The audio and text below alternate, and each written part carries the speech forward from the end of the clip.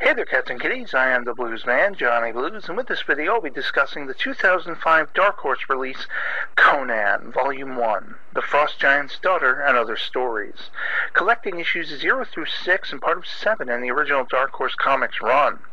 Adapted from the original stories written by Robert E. Howard, this volume is written by Kurt Busiek, with art primarily by Cary Nord, but also featuring Thomas Yates and Dave Stewart, respectively, with letters by Richard Starkings and Comic Craft. This volume sees Conan in his early days as a journeyman and warrior, as told through parchment excerpts cataloging the tales found in a prologue by a curious Arabian prince and his vizier.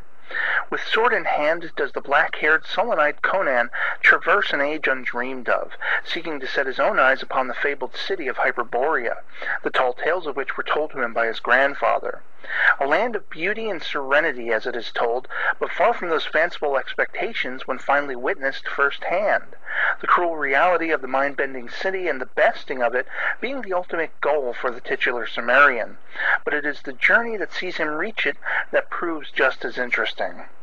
What starts with the slaying of countless ruthless, ginger-haired Vanirmen to save the women and children of a small northern Asir village leads to alliances with the leadership of Same, who come to request Conan's aid in carrying out due vengeance on the band of roving Vanirmen that just barely escaped with their lives. When asked what it is that drove him away from his homeland to the south, Conan regales the leadership with recollections of tales told to him by his grandfather of Hyperborea, to which it seems the Northmen react as if they know the stories to be less than legit. But keeping his word, Conan first helps in the raining down vengeance upon the ginger marauders, finding all too soon that his party and theirs are all taken down but himself.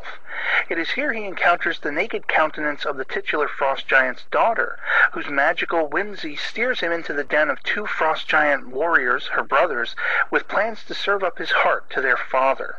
Conan's cunning and might dispatch the cruel beasts, but leave him very much for dead in the frozen-over northern wastes until he is found again by another of the Asirmen's party. However, it is not all smooth sailing from here, as there is ambush at the hands of traitors yet to be encountered, and the eventual enslaving of he and his party at the hands of the mythic Hyperboreans in his future. The aid of a beautiful woman and a mind-freeing leaf being all but Conan's only promise of a potential future continuing his various journeys abroad. I think it'd be fair to say, for me at least, that this volume is a modern masterpiece, rendering with exquisite visual flair a compelling and authentic look at one of Robert E. Howard's greatest contributions to literature, Conan the Cimmerian.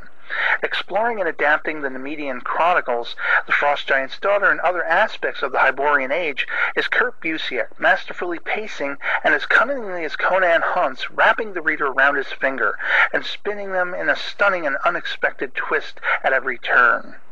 Cary Nord, Dave Stewart, and Thomas Yates render graphically a world that at once immerses you in its awe and splendor, as readily as it does its blood-stained and grotesque underbelly.